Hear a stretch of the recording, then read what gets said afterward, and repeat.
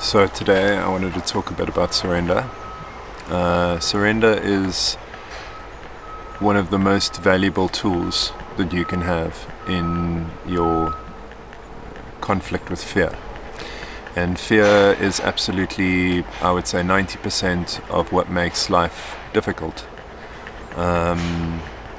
If you haven't watched the video on fear and pain, then I'll leave a link to it, and I suggest that you watch that first. And in that video, basically, I go into how much of our pain and what makes pain so difficult to sit with is actually the fear. And so most of what makes life difficult is really fear, if you look at it carefully.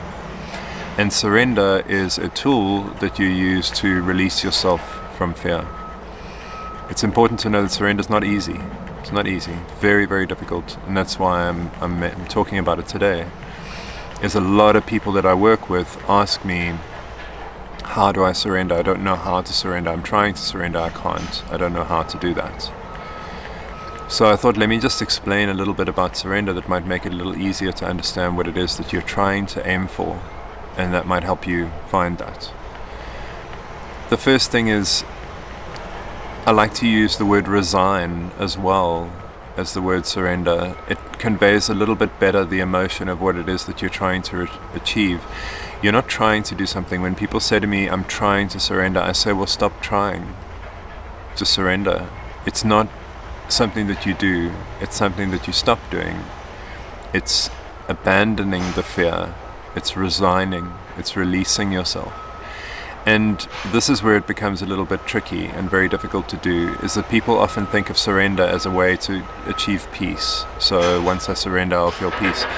So in their minds, they try and move from where they are in that moment, a state of anxiety, into a state of peace. And that's not how you surrender. You don't move into a state of peace. It will ultimately grant you peace, but that's not how you get there. So to surrender, you have to accept the worst possible outcome. That's really important. You have to accept the worst possible outcome. So it's not about saying everything's going to be okay. That's what we tell each other all the time. You know, if you're sick or your loved one is sick and they might die, or, you know, something terrible is happening, you might lose your house, you might lose your job, or you might be late for a flight. People often say to each other, don't worry, everything's going to be okay. And this is how we console each other. And so the problem is, this may seem like a good idea at the time, and it might, actually it very seldom grants anyone any peace, because they don't believe it. It's not enough. And inside us there's this fear that says, well, maybe it won't be okay. So unfortunately it's a habit that we've gotten into, where we say to each other it's going to be okay, and inside of ourselves we know that it may not be okay. Surrender is the absolute opposite of that. It is to say that everything will not be okay. It will not be okay. And surrendering to that.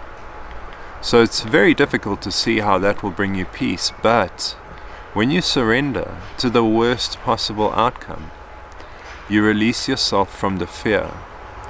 And that's when you realize, just like I mentioned in the fear versus pain video, how much of what you were suffering from was fear, and that the eventuality that you're scared of is not actually going to be as bad as your fear would have you believe.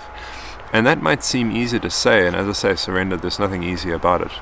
If you're scared of your own death, you might say, oh, well, accepting I'm going to die, that's tough.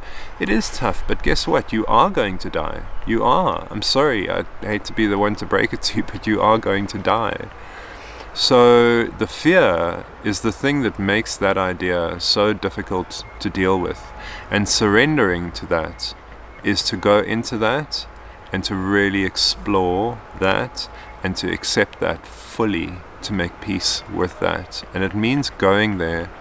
So an analogy that I think of is, if you imagine two armies fighting, and the one side realizes that they cannot win.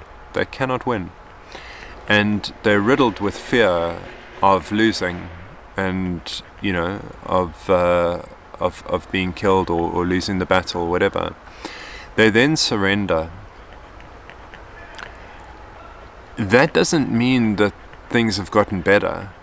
They're now going to get captured, maybe tortured, maybe kept prisoner, maybe ultimately still killed, who knows. But what's happened is when they surrender, the anxiety and the fear around being in that battle, trying to stay alive, worried about dying in that moment, that fear is released. That is then no longer an issue. They've now gone past that point to the next point. But that doesn't mean that the next point is going to be okay. It doesn't mean that. So when they then get captured, the fear might be replaced by fear of being tortured. And so then that's the new fear. And then to surrender to that is to accept being tortured. Once you're being tortured, you'll then be dealing with the pain of being tortured and no longer the fear. So this is what I'm saying about surrender, is it's about the fear. It's not about the eventuality. The bad thing may still happen, and could still happen, and ultimately in many cases will still happen. But it's about removing the fear. So when people say to me, I am really struggling with this anxiety or depression or physical pain or any kind of discomfort, what I say to them, and it really does help a lot of people, is imagine that you are going to feel that way forever. That feeling will never change. That pain that you have, that relationship difficulty that you have, it will never change, ever. It is going to be like that for the rest of your life. And it's remarkable to watch the transition that that person goes through, because the fear is so much about control and about needing to do something to change it, and needing to predict where it's going to go next, and what am I going to do if it does this, and what am I going to do if the situation changes in that way.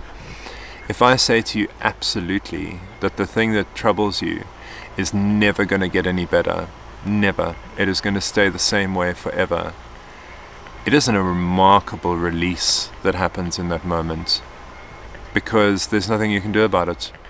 And the whole war that you were fighting for control and responsibility and doing the right thing and avoiding mistakes or just not knowing what was going to happen, all that uncertainty is gone. Absolutely gone.